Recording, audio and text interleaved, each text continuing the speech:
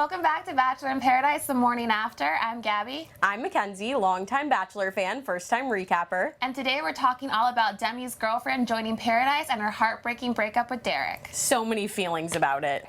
First, let's start talking about Demi, because obviously that was the big storyline of the night. Yes. Christian comes to Paradise, and their reunion was so cute, so heartfelt. You could obviously see there was so much love there. Yeah, I felt like it was a really organic moment. Like, you could tell she was surprised. She didn't have makeup on, and she just seemed like very shocked, but very emotional and excited to see her there. So it was a very sweet moment. I loved it. But it almost made me feel like if they had such a strong connection, why did Demi go to Paradise in the first place? I know. I feel like it's kind of like when people get married and they get cold feet at the end. They're like, should I have been with someone else? I think Demi had to explore that other side of things, whether it was with a man or a woman in Paradise, just to make sure she was making the right decision. That makes sense. That makes sense. It's kind of like exploring your options to see how strong your other connection really is. And she did say she was scared because this is her first relationship with a woman, so it does make sense. And it seemed like in the moment she knew, like as soon as she saw Christian, she just got that feeling where she was like, sorry Derek, like it's not you. Like she instantaneously knew. I know, and she was conflicted for a while, so it's good that she got that clarity for herself. Yes. So I like that. But then she goes and breaks up with Derek, which I felt so bad for him. Broke my heart. It was so sad. And like he said, what could I do better? Like I always get hurt by someone picking someone else, and I was just like, oh, I hate that. You hate to see them blaming, like you hate to see him blaming himself, because it's like he has been truly perfect in this scenario. Like there's nothing that he did that I was like, oh, like I wish you didn't do that. He handled it so well. So accepting. It was heartbreaking to see him putting the blame on himself. I know, but I went to Twitter while I was watching. A lot of people were saying that Derek should be the next Bachelor. And I saw was surprised by that. But what do you think? For me, I don't really want to go back to a Bachelor from a different season. I think we should stay with the trend where it's someone from the previous season, so from Hannah B's season. I do love Derek though, and I wouldn't be mad if he were a Bachelor. I would definitely watch, but I think I'm still Team Pilot Pete. Oh, okay. I thought about that too. I was like, would I be mad if Derek was a Bachelor? And I wouldn't be mad at it. No, because he's such a great guy. Yeah, and he seems like he really is ready to get married. I think so. Was the original premise of the show. It seems like in recent seasons people just get engaged and they stay together for a while. Even Colton didn't even get engaged. But I think Derek wants to be married. Yes, and he has a real job, which people keep pointing out. They're like, a real job, finally. So he works at a bank, I believe, and so he seems like his life is together. He's just waiting to find that partner for life. And another great moment was when Demi finally introduced Christian to the whole cast and brought her over, and everyone was so happy for her, so excited. I love to see that, because you could tell she was a little nervous walking over. How could you not be? Oh my gosh. I know, and I love that the cast was so supportive of her. So supportive, and even Hannah G, I think in one of her ITM interviews, she was tearing up talking about it, and you could tell people just really felt the love and wanted to accept her. You know, Demi's such a great personality to have on the show, but it's nice to see this different side of her, and I think everyone in the cast was really excited to see that too. Yes, and speaking of which, we also have a little interview with Hannah B, who talked about Demi, so check this out.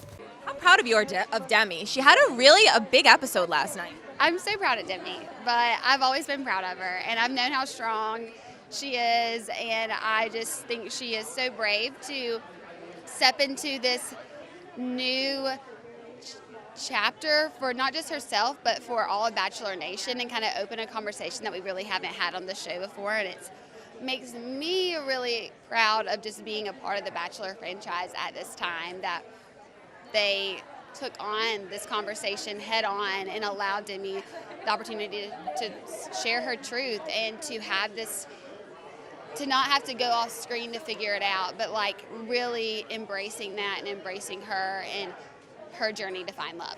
Okay, so what do you think will happen in the rose ceremony now that Christian is staying in Paradise? So how will the rose ceremony go? I feel like Derek's such a great guy. I'd be shocked to see him go home. Like, I think some things are going to shift around, and I know in the teaser we see a little bit of, looks like Derek's going back and forth with John Paul Jones, who's currently with Tayshia, so I'm kind of putting the puzzle pieces together and thinking maybe Derek tries to pursue Tayshia, which I could actually see that couple working really well. Yeah, same.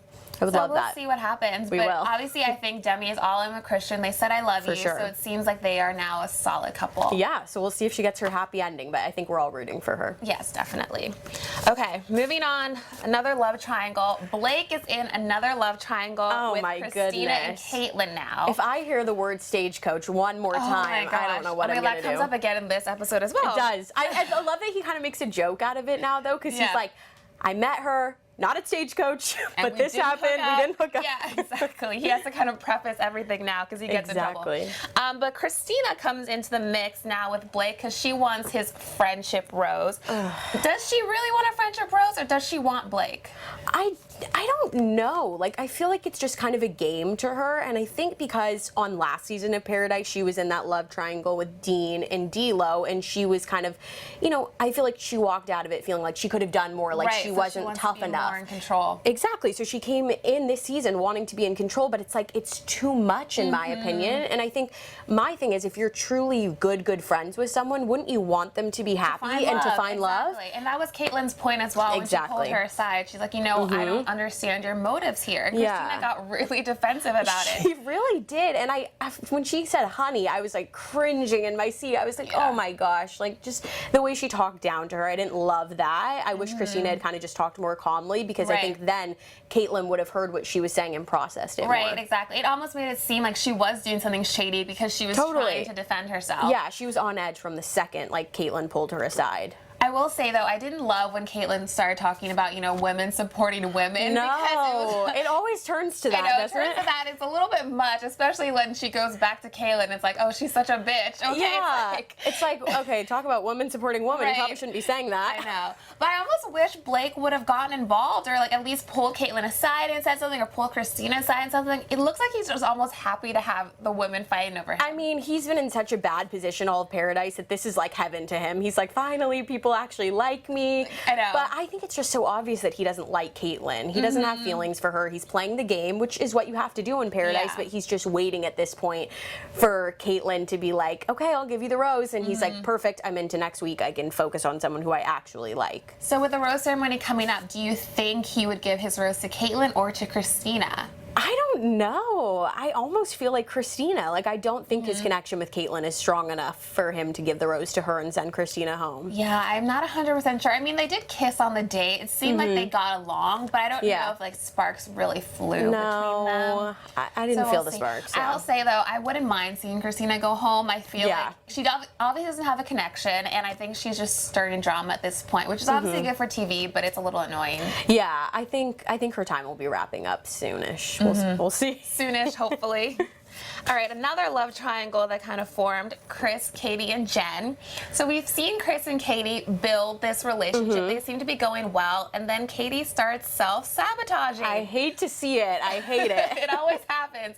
Someone doesn't want to get hurt. They start pushing someone away, and then they regret it. It's like she knew, too, though. The second that she walked down there, immediately she was like, oh, my goodness. Like, what did I do? Why did I say something to him? Like, it hit her like a ton of bricks. I mean, you know? she told him, like, if any girls come down, ask you on a date, go on the date.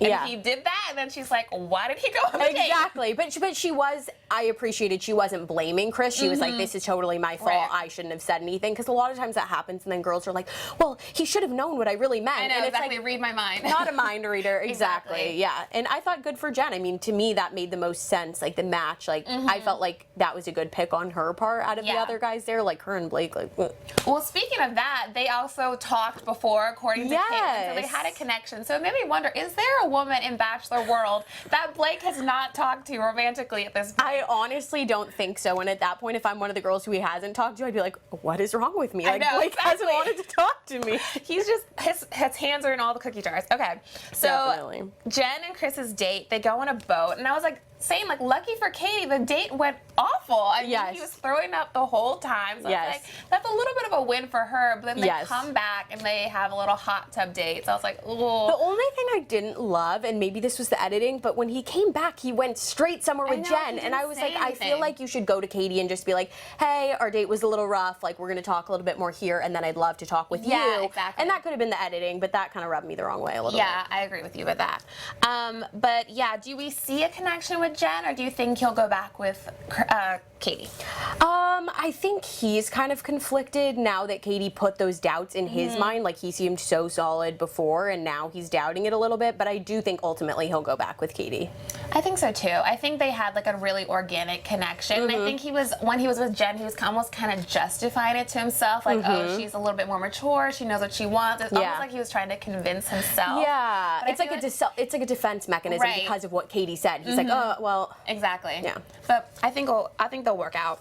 Okay, so I want to move on to the cringiest moment of the night for me. Oh God, I think we both have the same cringe moment. Nicole's original song for Clay. It was so bad. I don't know where this idea came from, but I mean, I have to give her props. She delivered it with confidence, Yes. but I almost threw up. Confidence is key. Let's talk about these lyrics. Your biceps are so yummy. I want you in my tummy. Gross. Won't you come and be my honey?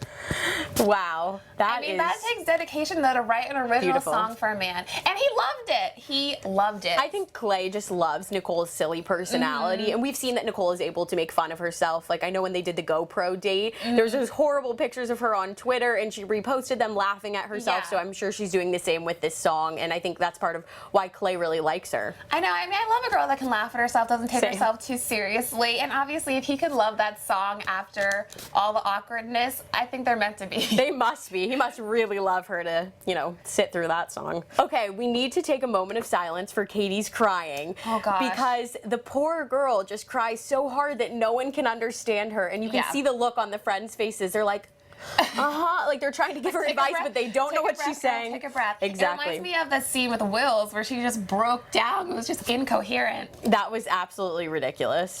Yeah. I mean, I understand why she's crying. It's an emotional thing when the guy you like goes on a date with someone course. else. But And I think she was blaming herself, so she was like, oh my gosh, like I did this to myself.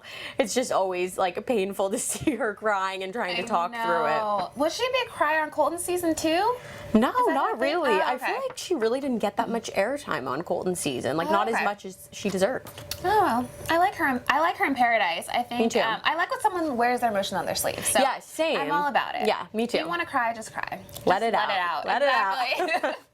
So one of my favorite things that Dean has been doing is every time he goes and talks with a girl, you can see Kaylin kind of sweating. She thinks he's going to get asked on the date. He comes back. He's like, Kaylin, can I talk to you for a second? The fake out. Her heart sinks, and then immediately he's like, I'm just messing with you. And she's like, oh my God, every time. I love it. I feel It's like it so shows good. like the cute like playfulness in their relationship. Yes, and I like that. I totally feel like their relationship is really playful and fun, and I love it. I love this new version of Dean. I feel like he's so much more mature than when we saw him a Same. couple years ago. He Yeah. seems like he knows what he wants. He's not playing any games, so I'm I totally love it. here for that. I'm here for it, minus the mustache.